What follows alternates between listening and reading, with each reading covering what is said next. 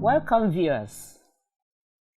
We are still on our exciting topic, kingdom marriage. Today, we are going to be discussing guidelines for choosing a life partner. We're going to be looking at the things we need to consider before we choose a life partner, both for the young man, prospective young man, and prospective young woman. One of the things we are going to consider in choosing a life partner is where we are going to look for the life partner. This is particularly for the brothers. Are we going to just start searching anywhere? No. You are going to look for a life partner. You are going to look for a wife inside the body, inside the house of God. That is where children of God who want to marry go to look for wives. Brothers look for wives inside the body, inside the house of God. If you're interested in kingdom marriage, you will look for your wife inside the body.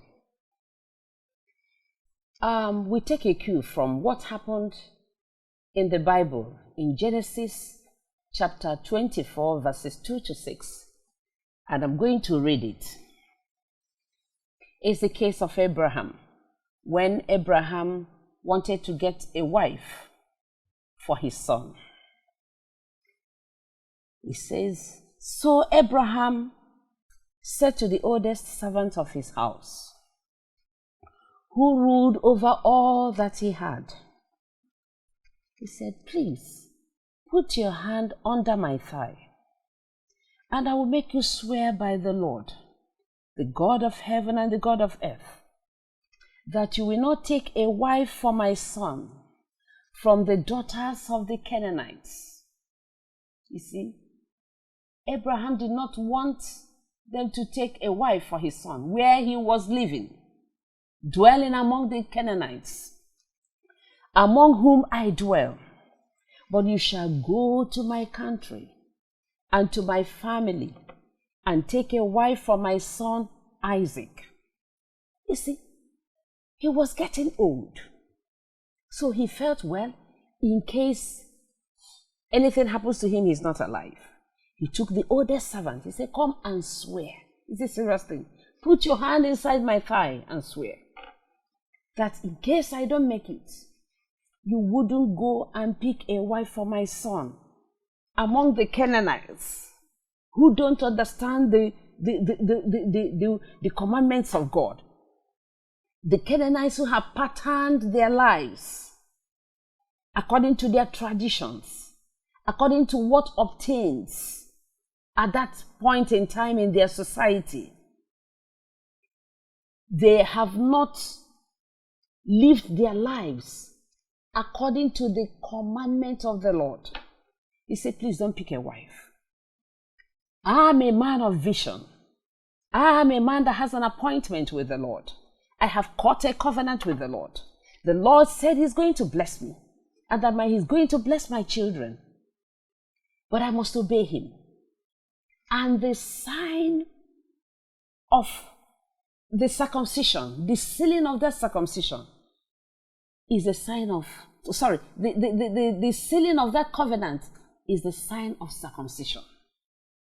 He said, "If you will obey my covenant, Abraham, I'm going to make you a blesser. I'm going to prosper you. And your children, all the families of the earth, will be named in you. But your sign of obedience to my word is circumcision." I don't want to go into the symbolism of circumcision. It simply means, anyway, the cutting away of the flesh. That shall be the sign, obedience. And Abraham obeyed. And God, remember, God said, "I know this man, Abraham. He will command, I know him. He's going to transfer what I have told him to his children." He taught it to Jacob. to Isaac. Isaac taught his children, children's children. They all commanded their children to obey the Lord. So he didn't want that to be thwarted. He said, please, go to the house of the Lord. Go and take a wife for my son from my stock. And if you read Genesis 28 verses 1 to 4, he was even more specific about where to take the wife from. He named the place Padan Aram, something like that, if I'm not mistaken. And even mentioned the family's name and everything, where they would take. It was so specific. And so, we will be specific in where we are choosing our wives. It's not, we are not so sure. No! Abraham was so precise. If you're walking with the Lord, young man, you must be so precise. Where to go look for your wife? It's in the house of the Lord. You will marry a Christian. That is what I mean. Somebody who has been washed by the blood of Jesus. Somebody who is born again. Then for the sisters, you position yourselves in the body. You need to position yourselves too, so that you can be found. You see, it is the man that does the finding. So, Abraham sent his servant. He said, go and look for a wife. If Rebecca did not position herself, she wouldn't have been found. So, sisters, you need to position yourself. Position yourselves in the body. How do you position yourself? Sisters have been asking me. They say they hear me say it a lot. Position yourself. And I say you should go and wear fine dress and go and start shaking your body in church so that a brother sees you. Because a young lady told me that was how they were taught. Positioning yourselves in the body means go about your father's business. Go serving the Lord, young sisters. Diligently sell out your life, your entire life to Christ. Serving the Lord. You will be found.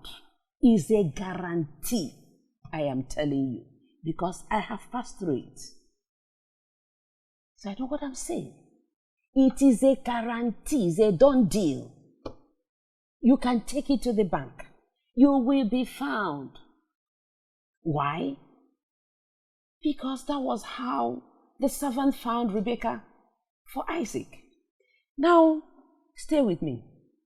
Genesis 24 verse 11. I read, he said, after he instructed him, he said, then the servant took 10 of his master's camels and departed. For all his master's goods were in his hand. Can you imagine? And he arose and went to Mesopotamia, to the city of Nahor. So Abraham was precise. And he made his camels kneel down outside the city by a well of water at the evening time. He knew when to go. It was go at the evening time. The time, that's the interesting part, when women go out to draw water. So there is a time when women go out to draw water. Sisters, make sure you are there at the evening time when women go to draw water. Don't be there at any other time. You have to be in the house of the Lord when it is time for women to draw water. That is where you will position yourself. You go about doing your business, drawing your water. Rebecca didn't go with the hope of, if I go now, maybe there'll be a brother looking for a sister to marry. No. She went to do her business in the father's house. She went to draw water. Went about doing her normal duty. Teaching her Sunday school. Going for Bible study. Oh my God. Sweeping. That sweeping at times, young sisters neglect. It's a menial job in the house of the Lord. How do I come and sweep and dust and... No, it was busy singing. Bless the Lord, oh my soul. Oh my soul. Worship his holy name. And it will be hanging curtains. Bless, oh, and he just be singing. Sing like never before. Oh, my soul, I worship your holy name. He'd be mopping the floor. Worship your holy name. Worship your holy name. And the sister will be cleaning, dusting, going about his father's business. That is where you will be found. That is where you'll be found. Sold out to your father. You will position yourself so that you'll be found. So that was where he went. Nonso Rebecca coming to draw water. And then the transaction began. The transaction began when he saw Rebecca coming to draw water. He said, oh, my camels, we have journeyed for a long while. My camels need water. Let me go. He asked. He didn't even go. Many sisters were coming to draw water. He didn't even go and say, okay, the first sister that will come. He said, God help me. So that any sister, the sister that will be able to feed my camels with water, give them a drink. You know, it's a huge task to give camels drink. So he went out. He prayed to God, give me guidance. This journey I embarked, it's not a small thing. And he went to Rebecca. Please, can you give me a drink for my camels? He said, oh, sure. And he began to fetch water. He will fetch, he will go and pour inside the trough. He will go and fetch and pour inside the trough. And the camels, I understand, drink about 20 gallons of water. Is it a small task? For Rebecca to fetch 20 gallons of water for the camel. And then gave all of them drink. And then he made another demand. Please, I don't have it. Where am I going to stay? He said, okay, oh, come, I can help you. My father has a place. And he took them. And that was on and on. The transaction, it began to build. The Lord began to minister to him. This is the lady. She can persevere in the place of drawing of water. She was able to draw 20 gallons for the camel after drawing for the servant to drink. He didn't complain. He didn't frown her face. He persevered. Those things speak volume about a woman making herself ready for marriage. Because God takes time to adorn you. God takes time to prepare you. You are walking in the house of the Lord. You are not looking at whether other sisters come to do chores in the house of the Lord. Whether they come to sweep, it's not your business. Because the Father who sees in secret rewards openly. Whether you go to teach Sunday school and they don't come. Whether you are the only one in the youth meeting, if there's nobody, you come and you worship the Lord, you bless your God and you go. The God who sees in secret rewards openly. Then the next thing you have to consider in choosing a life partner is that the person must be genuinely born again. Clearly born again. You don't need to assume it. You don't need to suspect. You don't need to think. You can say, yes, he is born again. Yes, she is born again. 2 Corinthians 6:14 says, do not be unequally yoked together with unbelievers. For what fellowship has righteousness with lawlessness? And what communion has light with darkness? So there is no correlationship.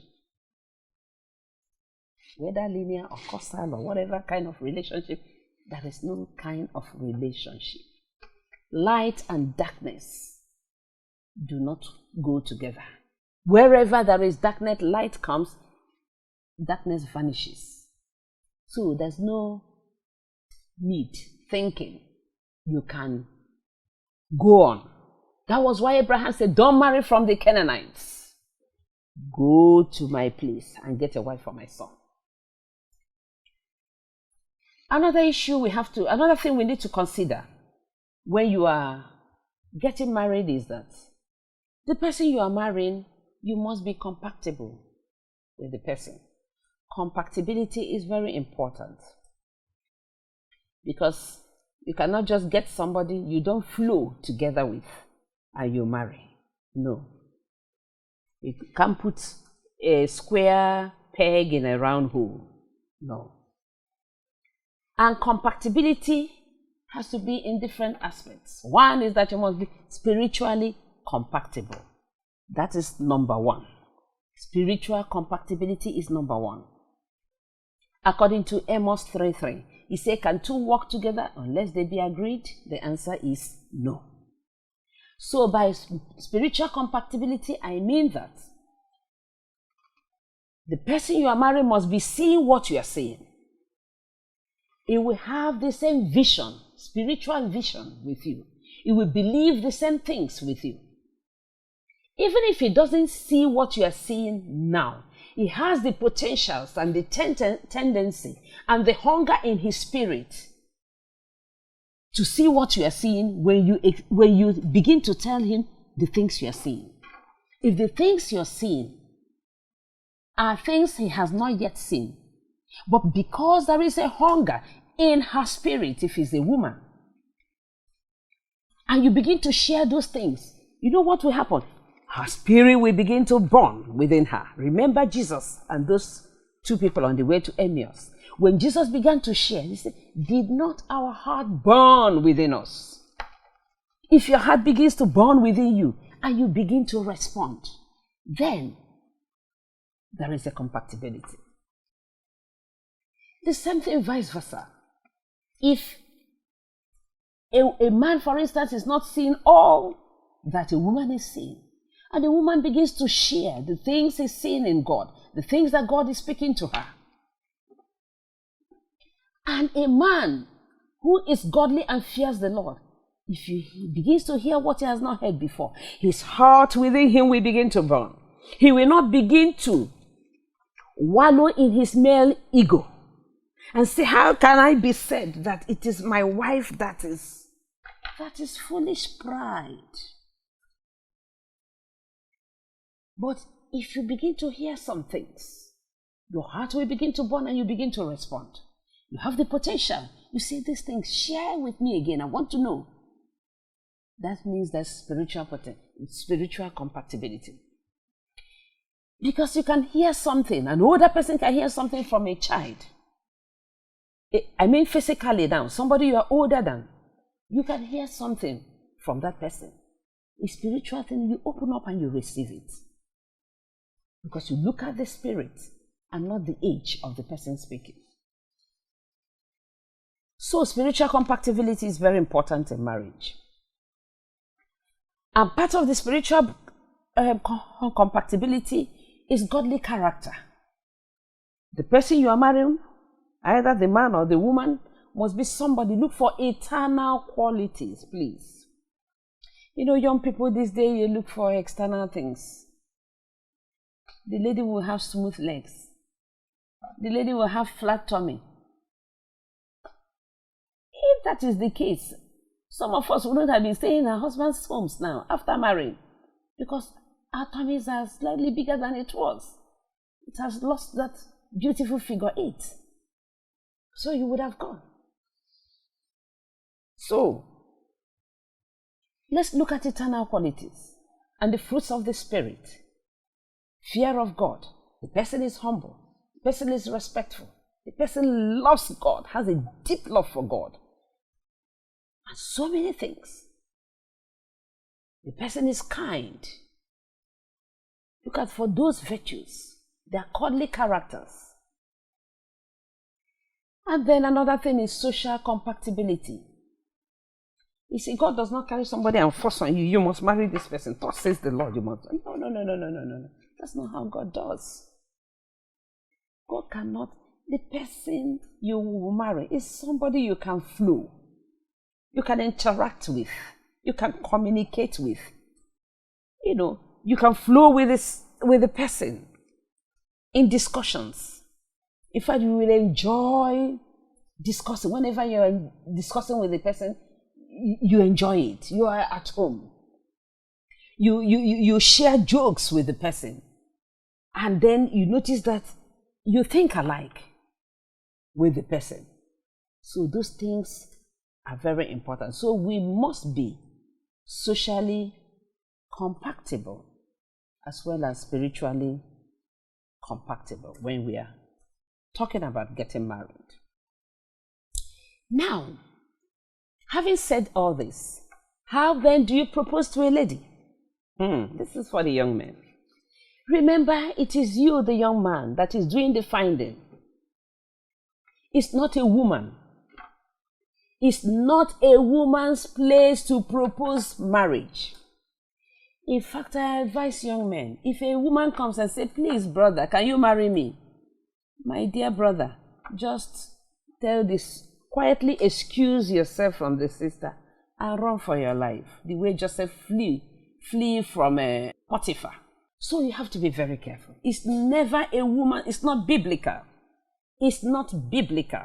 You will always hear he went and took a wife. You didn't hear a woman going to bring a husband. It's always a man going to take a wife. Adam took the wife. Even when God brought the wife, Adam needed to say, wow, this is now the bone of my bones and the flesh of my flesh. If he didn't say it, Eve wouldn't have been his wife. So I want to make it clear. Don't say a brother is wasting your time. You have shown the brother all the signs and he's not making any move. So if he doesn't make the move, I make the move. Brothers flee from any sister who makes the move. Because in marriage, she will keep on making the move. Even in marriage, she will have the upper hand, taking decisions, doing everything. Because you also be too slow in doing things. So it is a man that proposes to a woman. So how do you now propose a man? Before you propose to a sister, you have been watching these sisters and praying about it. As you are praying, with all those things we have considered, those things you need to consider before marriage, you have considered all of them, you are putting them before God and praying. As you are praying, God begins to bring, your hand begins to flow towards a particular sister. You begin to notice you are developing a liking for a particular sister. When your heart begins to settle on a particular sister, you continue to pray about it until you have a deep conviction. When you pray about it, then you decide to make your proposal. Of course, prior to this time, of course, you have known the sister, you may be talking generally, you've not made any proposal, no committal statement. But now that you have made up your mind, this is the sister, you now go and propose. Before you go, you pray about it. You rehearse what you will say and how to say it. Don't take things for granted. When you now see this sister, you now call the sister to talk to her. She's looking at you. You don't even know what to do again. You start to stutter. So you must know what am I going to say, tell this sister? And how am I going to say it? Lord, lead me. God will help you to say what to say and how to say it. And when you are proposing, avoid being verbose or speaking in parables. Go straight to the point. Stop. Don't bother to speak in parables. Don't bother to speak in parables. Avoid being verbose. You begin to tell sister long and winding story. My sister, the other day, I actually met you in church. I saw you in church. I wanted to come and meet you. But after the service, Uncle so and so then called you to send you a message. So I waited. I felt it was going a bit late. I went home. Then the other Wednesday, we were in fellowship. I saw you. We were moving towards the door. I took the other door, but somehow I missed you. Then my friend, go straight and tell your story. Tell the wife. Don't speak in parables. Begin to tell her, when God, in the Garden of Eden, Abraham, Adam was alone in the Garden of Eden. And then God caused a deep sleep to fall on Adam when he fell. What did God do to Adam? I said, okay, maybe he removed the rib. He said, hey, he removed the rib. What did God use that rib to do?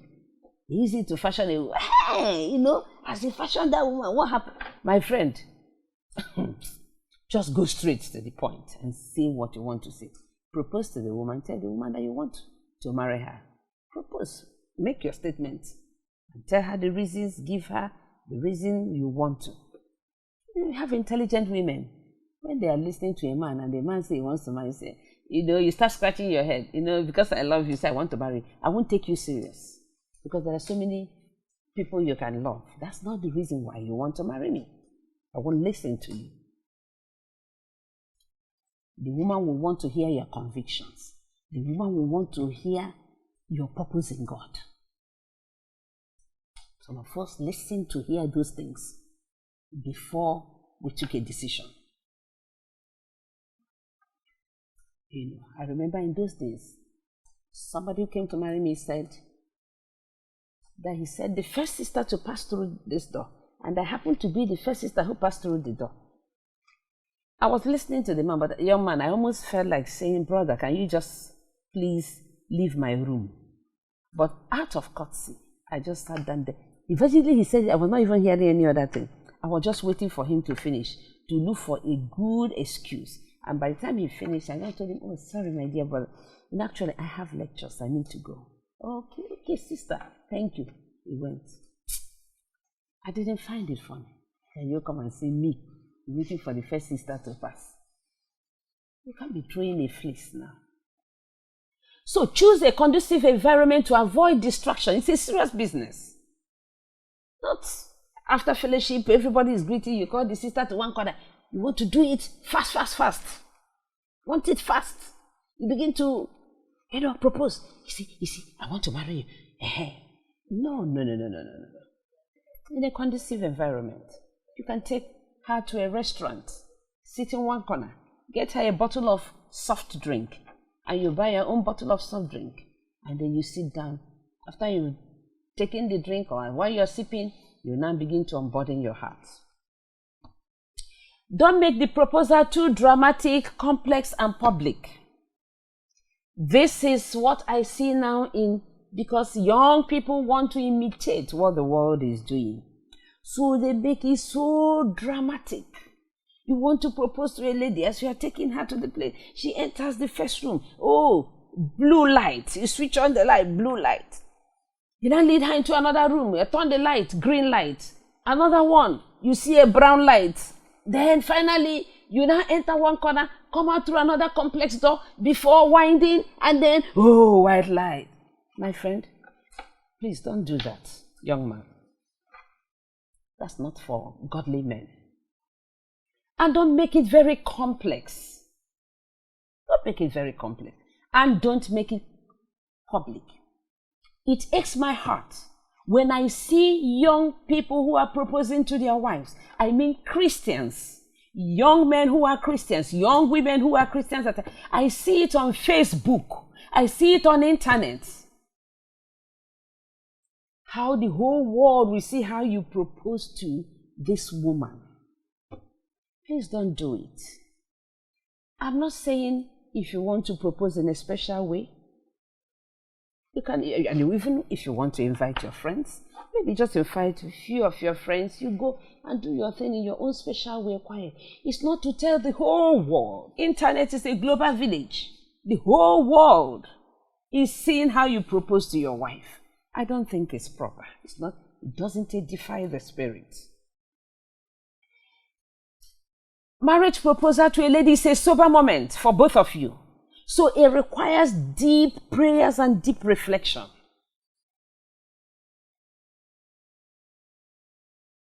And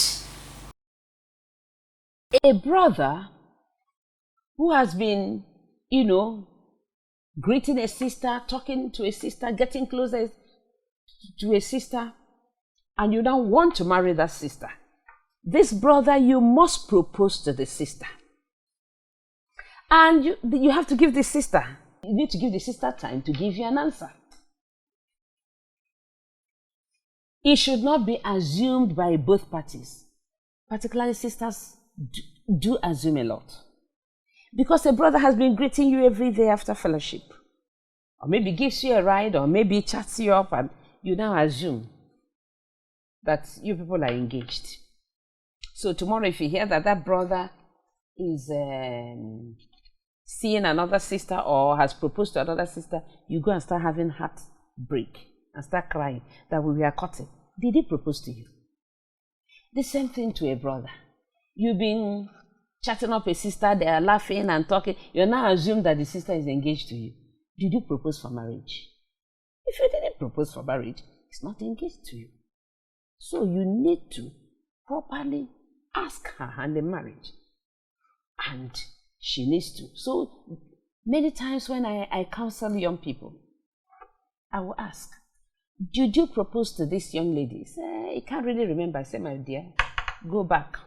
Go and propose. And let him give you an answer. I can remember. I can quote the date my husband proposed to me. I knew where he proposed to me. And I knew the date I gave him an answer. It was dead. The answer, in fact, I wrote what I told him. And I still have a copy of what I wrote. So it is a serious business. So when the man proposes to the woman, and you give him time, let the sister pray. Because it's not just that now that the brother has been, greeted, now he's taking you to another level. I want to spend my entire life with you. It's a serious matter. It's something you'll have to go and pray and hear God and hear it very well. If in the course of the engagement you feel that no, you made a mistake, please quickly retrace your step. A broken engagement is better than a broken marriage. You can break off quickly and go and look for another person than a broken marriage. Marriage is binding. It's no longer, you will stay. You are not going to anywhere. You're not going to anywhere. So it's very important. So after you have proposed, and assuming he agrees, then you have entered another level. The level, first of all, when he agrees, you are already engaged. Because engagement is an agreement. It's a promise between a man and a woman to marry themselves. At that point, you're engaged. If you say, will you marry me? Yes. Because the man has thought through. The woman has also thought through. And you came to a point we say we agreed to marry each other. At that point, you're already engaged. Every other process now is just to let people know. Letting your parents know. Letting the body of Christ know. Letting the entire church know. Is that thing two of you came together to say yes. That is the most crucial thing. Saying yes to ourselves is most crucial. When you said yes, every other thing is formality, process, until that relationship is consummated. So when you have now agreed, you are engaged. The Bible calls it betrothal. You are now espoused to the man. Just like Rebecca did to Isaac. When he told the servant, yes, that is it. At that point, the mother, the brothers and sisters, there was nothing again they could do. Our hands are off. You can go. You will even see that even when they were trying to say, no, the servant should go. Let her stay with us for 10 more days after she will come. They said, well, let's just call her and ask her. They ask her, this man, are you following? He said, I am going. I will go. At that point, the mother and the brothers had nothing again. Laban, everybody, they removed their hands. They say, you go. He has agreed. You have to follow. Then the physical sign that such a promise has been made is an engagement ring. The lady begins to wear an engagement ring if you wish. Depends on you people. If you don't have the money for engagement ring, no problem. If you have, he wears engagement ring. Engagement ring speaks a lot. It means, men, keep off. I'm no longer available. So at that point, we enter into another level, courtship.